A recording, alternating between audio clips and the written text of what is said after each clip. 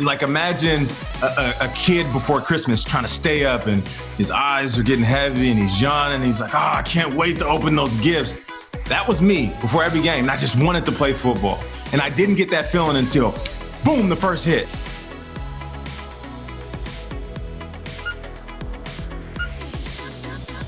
I've got Bill and Nate here, Nate Burleson and Bill Cowher. How are you guys doing today? Welcome to my Hangout. Hey, it is great to see you, Landon. And look at Nate's digs over there. They looks pretty good. I just got a wall behind me. Nate's got a bunch of fluffy things going on. No. First of all, Landon, what's up? You don't have a wall. You have a Hall of Fame nomination and a jacket. That's what you got, Coach, and a bus. You got all that. But yeah, I'm happy to be here. It's so nice to have you guys. I was talking with Bill a little bit. Nate, 1 minute late, a couple minutes late. Bill was telling me this is what happens when you bring players on. This is what I love about working with Coach Cowher is that he's going to be hard on me because the coaching you never dies. Like you could take the coach off the field, but you can't take the coach out of his heart. So if I'm late on a call, if I'm late to a meeting, he's going to let me hear about it. But listen, I make it up with effort. So coach knows I show up late for practice, I'm still going to show up and show out. I know what I am getting week in and week out with Nate Burleson. It is the best. It's a perspective that I actually, of all the players that I've actually done stuff with, I respect Nate's viewpoint because he appreciated every opportunity he had, played in the league, multiple teams, and has transitioned himself out right now. One of the hardest working guys, I think, in our business and one of the most respected guys in our business. Appreciate that, Coach. He brings the energy and he brings the backdrop too. You got quite some nice views there. It's all the wife. Yeah. I didn't do anything. I tried to put a beanbag in my house and she was like, no, get out of here. What is this, 1999? Come on now, no beanbags. No beanbags. So let's jump in right here, guys. Week 16 was a lot of fun and it felt like we really had some peak form with the stars. You had Brady, you had Rodgers, Devontae, and Alvin Kamara. I won't even jump into that 91-year-old record he shattered. Do you think this has anything to do with maybe no preseason? These players have a little bit more energy. Maybe their health is up. Mm-hmm. And I guess to play the devil's advocate there, I mean, we have had a year of some pretty gnarly injuries. So just willing to get your thoughts there. Bill, I'll start with you. Well, I mean, I think everyone's navigated their way through this pretty good. For us to be sitting here going to week 17 and we are on track to determine playoff seedings with very, very minimal situations that created competitive unbalance, right? So you had a situation in Denver with the lack of quarterbacks. You had a situation last week with a situation with no receivers for the Cleveland Browns, the Detroit Lions losing coaches and players. So outside of those situations, we had to move a few games around early. I think the league has done an outstanding job. And I think the teams particularly have done a really good job. Some of these teams are playing pretty good football right now, and I think we're going into the time of year. It's pretty exciting. There's a lot of things on stake, particularly in the NFC side of it for seedings in the playoffs. And I think we'll get into the playoffs in the AFC. I'll tell you, you go 1 through 7, if the teams are going to have, any one of those teams could beat anybody on any given day, I think. Yeah, no, you're spot on, Coach. And, we all assumed that there would be some injuries, which there was. In the beginning of the season, we've seen guys go down, which wasn't a surprise. And we also seen some football that wasn't up to par. But I don't think what we accounted for was that middle of the season where quarterbacks and receivers, quarterbacks and running backs, quarterbacks and coaches, when the offensive side of the ball, they really started to catch a rhythm. And that's what we've seen as of recently. I mean, that Devontae Adams and Aaron Rodgers connection is phenomenal. That Stephon Diggs from Josh Allen is phenomenal. Yeah. That Alvin Kamara from anybody, whenever he touches the ball, he's been phenomenal. And I think that's what's the most important factor in who's going to have success in the postseason. I can care less about your record at this point in the year. I can care less about, Pittsburgh Steelers having a 3-game slide. They won last week and the receivers caught the ball. So now with all the criticism they heard, what does it matter now if they're winning right before the playoffs? And Coach knows this better than me. He's been attached to more successful teams than I have. Who cares what happened in September? I mean, that seems like so long ago. I mean, with how 2020 has been, seems like years ago. But now December football is the most important football. I mean, when you look at the Buffalo Bills, they look scary. Pittsburgh Steelers catching the rhythm. Aaron Rodgers and the Packers, the Saints. I mean, even Tom Brady and the Bucks. And you remember for a moment, everybody was saying, wait, this isn't going to work. And now Tom is throwing for 300 plus yards in one half. So this is a great time to catch a rhythm.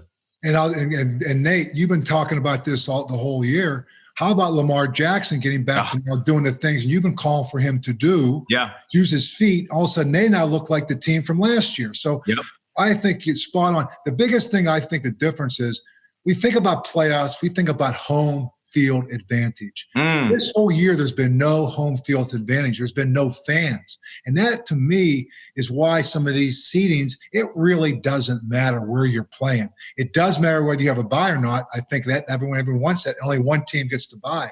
But where you play, it really doesn't matter because their fans are not a factor as they've always have been when you get involved in playoffs or even during the season.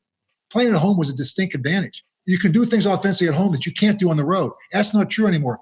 Just go back to the week, I'm not sure what week it was, when Aaron Rodgers goes down into the Saints and beats them because he gets them on a hard count.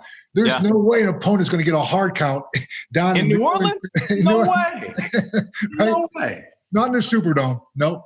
So interesting year. It's so true. And Nate brings up the idea of, September was September, December's now. It gives you sort of that NCAA tournament vibe almost, whereas then you've got neutral fields. You've got to win. It's win or go home, truly. And it's neat that we're going to have that moving into week 17. Yeah, and look at the AFC. You have what, 4 10-5 teams, 3 of them that are in the wild card spot, and then you have the Colts who are sitting on the outside, and the Colts are scary. I know they took a loss, but I mean, if you have certain teams that don't necessarily reflect their record or their recent losses, don't be surprised when one of these teams flip the table in the postseason. And we're sitting back and one of the favorites are sitting at home watching the Super Bowl just like us, because this, more than any other year, sure, KC, they're the champs. And Pat Mahomes is fantastic. And if he stays on this pace, he'll be a Hall of Famer, sure, no doubt. But they're not as invincible as they once looked. So for that reason, you can't walk in to any game knowing the outcome. I mean, I love KC, but even KC has looked flawed this year, which means it's anybody's Super Bowl come Tampa. Yeah, I mean, you could have an 11-5 team, the Indianapolis Colts, not make the playoffs. And we added another team to the playoffs. There's 7 now, not 6. Crazy. To go on crazy, we had some crazy things happen this season, and it got me wondering. We had a Tuesday and a Wednesday NFL game. As a regular player in a regular season, what is the worst day of the week? For me, it really depended on the year and how certain coaches ran their week. Like Coach said, I was one of those guys who enjoyed every moment. Like I remember what certain stadiums felt like and smelled like. I remember how certain fans looked. I remember how certain weather conditions made my body feel. Like there was like maybe a couple of years in where I was like, you know what, Nate? Forget about all the distractions. Just soak it in, bro. Because average career is about 2.5, 3 years.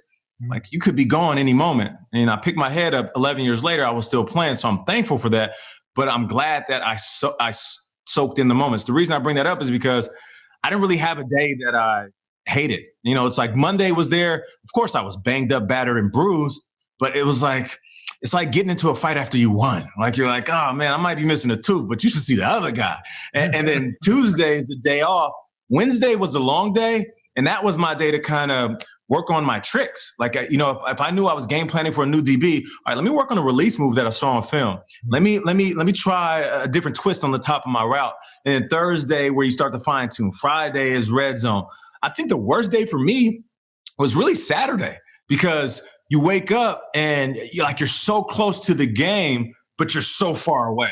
Like imagine a kid before Christmas trying to stay up and his eyes are getting heavy and he's yawning and he's like, I can't wait to open those gifts. That was me before every game. Now stretch that out for 24 hours. So like I would wake up on Saturday and I just wanted to play football. And I didn't get that feeling until boom, the first hit. So like that anxiety, that nervousness, those butterflies in my stomach, that lasted too long for me. But the moment somebody smacked me upside my helmet and I was running down the field and I take a shot, it was like, all right, I'm back in it, baby. So I would say Saturdays because it was the longest day before game time. Let me just piggyback on that, because I always remember Saturdays was probably the one day I loved the most, because that last meeting that you had with the players, whether it was Saturday afternoon or Saturday night, and sometimes it was Sunday morning if it was in like a 4 o'clock or 8 o'clock game. But that last meeting you have with the players is the last chance to put something into their heads that will resonate with them. Because I try to make every game personal. And so I want to leave them with a thought or a message where they could sleep on it, or they can go back. Because you go to the stadium, players are listening to music, players are over there doing their routines. They're already getting their heads right, and they're all different in different spaces. But give them something that they have chance just to think about, where it can resonate, and they can start to have now that sense of purpose and making that personal. You know what? You're right. I can't wait to play these guys. It's funny how a player and a coach sees that differently.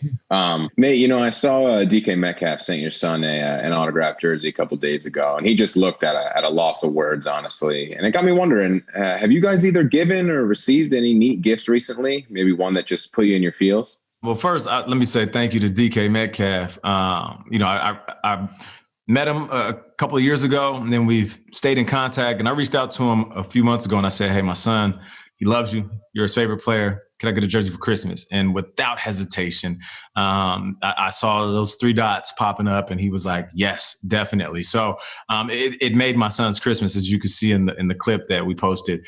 But as far as the gift, I don't want to get too deep or sentimental, but I'm thankful for the gift of the football season actually happening, because there was a moment where we all sat at home in the thick of quarantine, and we thought to ourselves, we are not going to see a sport, forget about football, a sport for the rest of 2020.